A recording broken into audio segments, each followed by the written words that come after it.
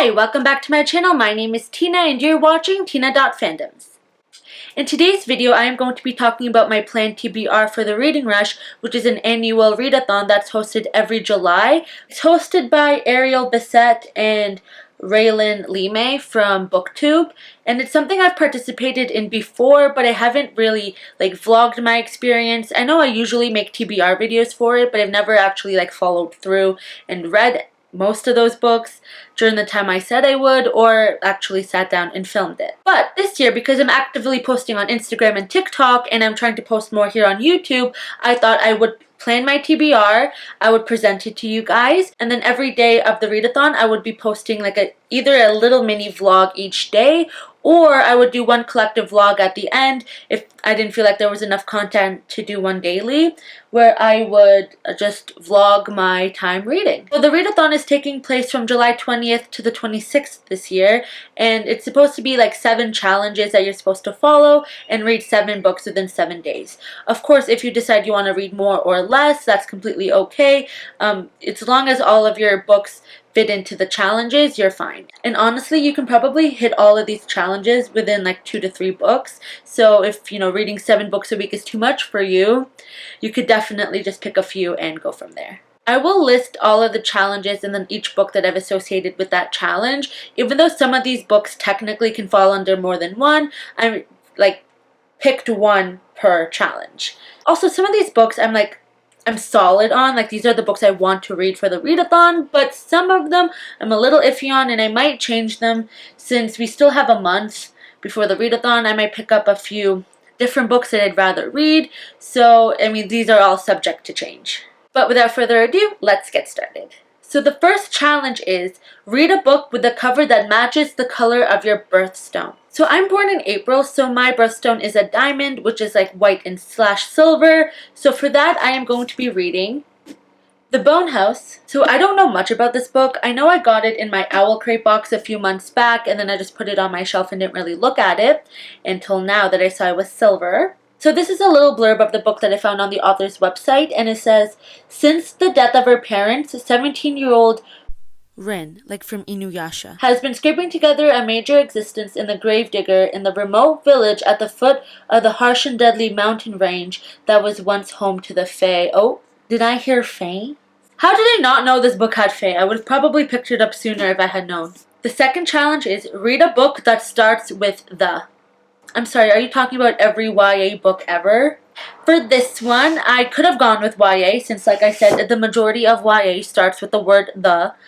But instead, I'm going with The Honey Don't List by Christina Lauren. Christina Lauren is my favorite author duo of all time. I've read almost all of their books. This is, I believe, their most recent release.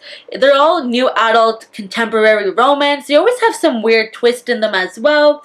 I don't know anything about this except that they wrote this, and I don't want to know anything else about it. I just know I'm gonna enjoy it. Number 3, read a book that inspired a movie you've already seen. For this one, I'm actually going with a reread, and it is The Last Song by Nicholas Sparks. Nicholas Sparks is probably the first adult author I ever read. As you can see, it's slightly damaged as well, or it's kind of yellow. I've had this book for years is what I'm trying to say, and I love this, but I haven't ever reread it, and I think I've only seen the movie a handful of times, 2 or 3 times. I am excited to reread this because I recently, like I said, reread A Walk to Remember earlier this year, and I'm so excited to dive back into his beautiful stories because I know I'm gonna cry reading this, and I am emotionally not ready, but also emotionally ready for it. For challenge number 4, it's read the first book you touch, and we are going to actually do this one last after I've finished filming the rest of this so that we can pick it together. I'm going to ask Google to pick a number between 1 and 12, and then I'm going to randomly touch a book on that shelf, and that is the book that I'm going to read. So if it's a book I've already read, or if I feel like it's too long, I'll just redo it and I'll ask Google to pick another number. Challenge number 5, read a book completely outside of your house. I don't like this challenge, especially because of COVID. Where do you expect me to go? Probably just my backyard, honestly. I think I'll just sit outside, even though I don't like being outside because that's where the birds and the bugs are, and I have bad experiences with both. But I'll probably just end up sitting in my balcony. So for this, I'm going to be reading a graphic novel since they are very short and easy to fly through. It's very quick pace, also thick pages, so it's even shorter than it looks. And it's very nice art too. I'll just show you guys here. I actually got this in my Owl Crate box as well. It's called Witchy, which I'm assuming it's about witches, and it's by Ariel Selmet Reese. And I don't know much about that one either, but I am excited to dive into this. I really do not read graphic novels often, but I am trying to get into them. Number 6, we have read a book in a genre that you've always wanted to read more of. Possibly, I really want to read more classics, because I usually don't reach for classics often. And if I do end up reading a classic, I want to read Pride and Prejudice by Jane Austen, because I love like Will Herondale and like Reese, and I feel like these characters are based a little bit on Mr. Darcy here. But like, look how small the writing is.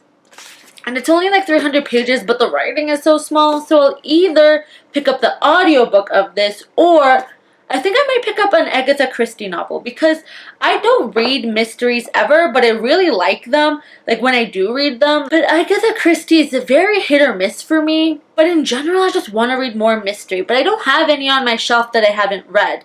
Usually if I'm in the mood for a mystery, I'll go buy a specific one to read, unless it's YA. I know I've gotten some from Owl Crate that I have like really looked through, but I don't think I want to read any of those right now. So I'll either pick up like a classic like Agatha Christie novel, or I'll stick to Pride and Prejudice, but we will see closer to that date. And I will keep you guys updated, probably on my Instagram or my Twitter if I decide to change my mind.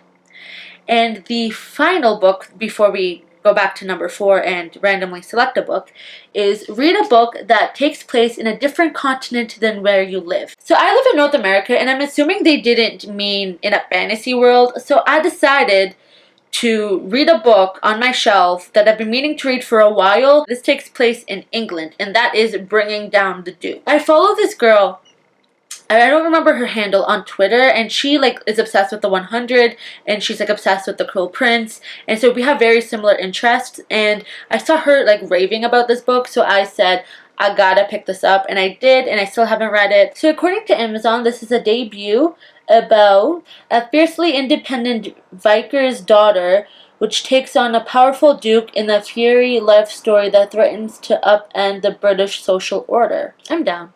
I remember I was down for this, but I had forgotten since then how down I was for this. So now it's finally time to do the last challenge. I'm going to ask Google to pick a bookshelf of mine, and I'm going to pick one of those novels, and I will let you know what that novel is. So let's get started. Hey Google, pick a number between 1 and 12. 6. Okay, so we got 1, 2, 3, 4, 5, 6. Oh, if you can see, that's shelf number 6 right there, and that is my Cassandra Clare shelf. And I'm currently reading Lord of Shadows, but I don't think I could read any of her novels within a day, so we're not going to do that. So we're just going to ask Google here to pick another one. Pick a number between 1 and 12. Here's a random number, 4. 4. I can work now, so Google can improve. It would help to know how satisfied you. Shelf number 4 is my Sarah J. Maas selection of novels. Okay. Hey, pick a number between 1 and 12. Here's a random number, 3. Google is out to get me. We have number 1, number 2, and then number 3, which is my Cruel Prince shelf. Google, pick a number between 1 and 12. 46. Here's a random number, 4, 6. Here's a random number, 10. Finally. 1, 2, 3, 4, 5, 6, 7, 8, 9, 10. I can do that. I'm not gonna look. Can't read this though because it's too thick. This challenge is a lot harder than I expected it to be. My Plain Jane. Like 440 pages. But the writing is like spread out. I'm gonna do this. I'm gonna pick this for now. There we go. And my final pick, my final book challenge, which is for the randomly touch a book and then read that book, is My Plain Jane. 7 books within 7 days. And follow all of these challenges, which I'll keep you guys updated on multiple platforms. I'll probably do it on TikTok, Instagram, here on YouTube. Like I said, I'm blogging, Goodreads. This is going to be so much fun. Anyway, thank you so much for watching. If you are interested in seeing more of this, check out my TikTok and my Instagram and my Twitter, which will be playing on the screen right now. So thank you guys for watching again, and have a good one. Bye!